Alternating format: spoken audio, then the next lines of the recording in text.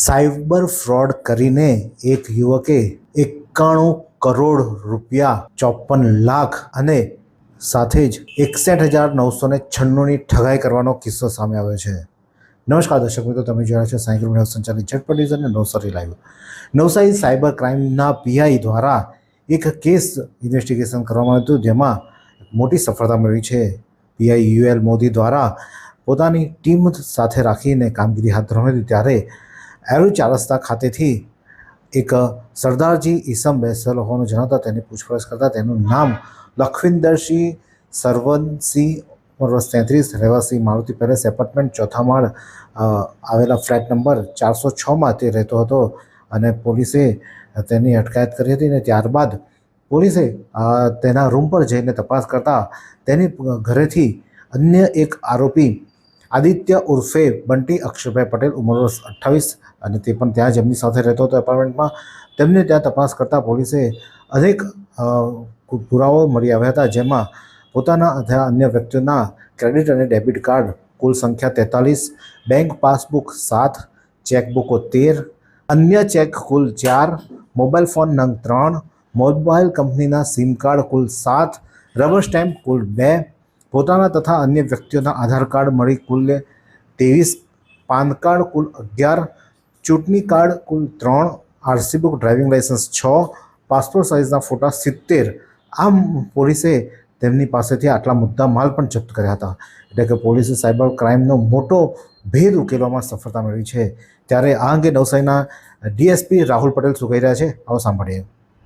ગુજરાત રાજ્યના માનનીય નાયબ મુખ્યમંત્રી શ્રી અને ગુજરાત રાજ્યના ડીજીપી શ્રી તરફથી ઓપરેશન મ્યુલ હન્ટ 2.0ની કરેલી શરૂઆતના ભાગરૂપે માનનીય સુરત રેન્જ આઈજી સાહેબ તરફથી મળેલી સૂચના ઉપરથી સાયબર ક્રાઇમ પોલીસને કામ કરવા માટે કહેલું હતું, જેના ભાગરૂપે સાયબર ક્રાઇમ પોલીસને એક મળેલી ચોક્કસ બાતમીના આધારે ગઈકાલે નવસારીના એરુ ચાર રસ્તા પાસેથી લખવિંદર સરવનસિંહ અને આદિત્ય ઉર્ફે બંટીની અટકાયત કરવામાં આવી છે। આ લોકોની અટકાયત કરી એમના ઘર, ઓફિસ વગેરેની સર્ચ કરતા એમની પાસેથી કુલે 43 જેટલા ક્રેડિટ કાર્ડ અને ડેબિટ કાર્ડ મળેલા છે। આ ઉપરાંત 7 જેટલી પાસબુકો મળેલી છે અને એના મોબાઈલ અને બીજી તપાસ કરતા લગભગ 10 જેટલા એકાઉન્ટ એ વાપરતા હોય એવું જણાઈ આવ્યું છે। આ 10 એકાઉન્ટ ઉપર એનસીસીઆરપી પોર્ટલ ઉપર કે જેની ઉપર અરજદારો ટોલ ફ્રી 1930થી ફરિયાદ કરી શકતા હોય છે, એવી કુલે 110 જેટલી ફરિયાદો થયેલી અત્યાર સુધીમાં જાણવા મળેલી છે। અને આ ફરિયાદોમાં કુલ મળીને લગભગ 91 કરોડ ને 54 લાખ જેટલા રૂપિયાનું સાયબર ફ્રોડ થયેલું હોવાનું જાણવા મળેલ છે। આ બંને આરોપીઓની અત્યારે હાલ અટકાયત કરી એમના પર સાયબર ક્રાઇમ પોલીસ સ્ટેશનમાં ફરિયાદ દાખલ કરવામાં આવેલી છે।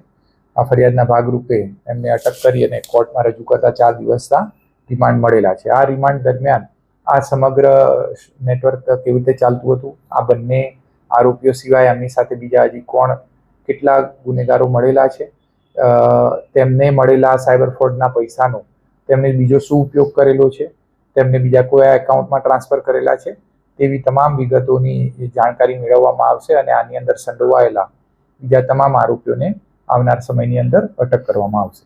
કેટલા વર્ષથી આ પ્રવૃત્તિમાં સંકળાયેલા?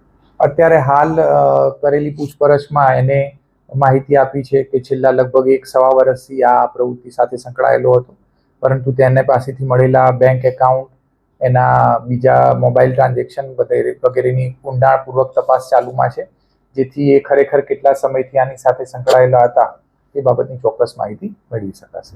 મુખ્ય જે આવા કોણ હતો માસ્ટર, કઈ રીતના કેવા લોકો સાથે સંપર્કમાં રહે? અત્યારે હાલ અટક કરેલા લખવિંદરસિંહ આના મુખ્ય ષડયંત્રકાર છે।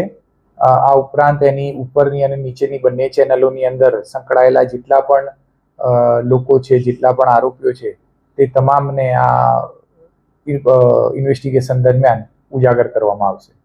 फालूदा मिक्स की इतनी सारी वैरायटीज रिफ्रेश के पास है। अगर आपको भी चाहिए रिफ्रेश के फालूदा मिक्स की इतनी सारी वैरायटीज, तो फिर सर्च करो, क्लिक करो, लाइफ को रिफ्रेश करो।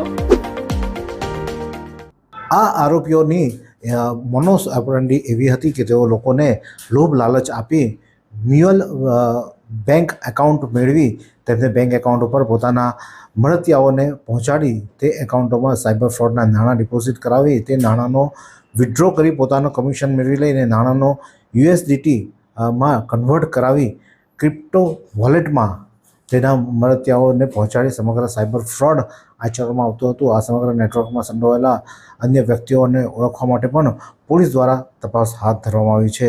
નવસારી પોલીસે આજે ખૂબ મોટી સાયબર ફ્રોડની ગંભીર ગુનો આજે ઝડપી પડ્યો, જેમાં 91,64,61,996ની ઠગાઈ કરનાર 2 ઠગોને ઝડપી પાડ્યા છે. અન્ય ઠગોને પણ ઝડપવાના બાકી છે. પોલીસને અત્યારે હાલમાં આરોપીને કોર્ટમાં રજૂ કરતા 4 દિવસના રિમાન્ડ મળ્યા છે, જેથી પોલીસ આ કોની પાસેથી પૈસા તેઓ મોકલાવતા હતા, ક્યાં કેવી રીતે પૈસા ટ્રાન્સફર કરતા હતા, કોણ કોણ સંપર્કમાં છે, તમામ લોકોને શોધવાની તજવીજ પોલીસ દ્વારા હાથ ધરવામાં આવી છે. આ જ પ્રકારના અનવ સમાચાર માટે જોતા રહો સાયકલ મીડિયા સંચાલિત ચટપટ ન્યૂઝ અને નવસારી લાઈવ.